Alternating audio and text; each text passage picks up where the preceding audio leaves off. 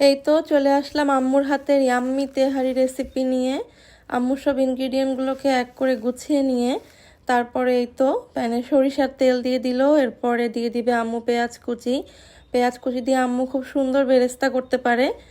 বেরেস্তা আমরা তো ভাই বোন এমনি এমনি তখন খেয়ে ফেলি, কারণ এত মজা হয়।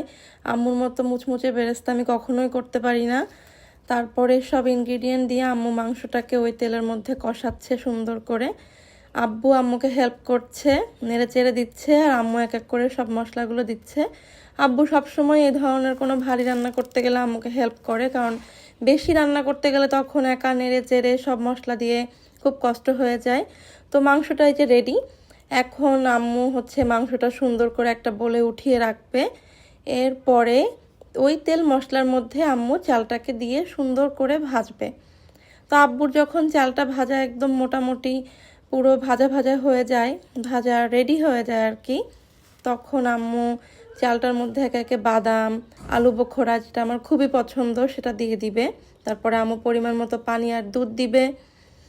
তারপরে এই তো আম্মু মাংসগুলোকে দিয়ে দিবে। দেওয়ার পরে যখন বলক আসবে তখন আব্বু ওই যে ঘি দিচ্ছে। আব্বু ঘি দিয়ে ঢেকে দিচ্ছিল, আম্মু আবার বললো না একটু কেওড়া জল দিতে হবে, আম্মু আবার পাশ থেকে কেওড়া জল দিয়ে দিল। তারপরে এই তো মনে হচ্ছে তেহারিটা রেডি। এখন আম্মু পেঁয়াজ বেরেস্তা দিবে, শেষ।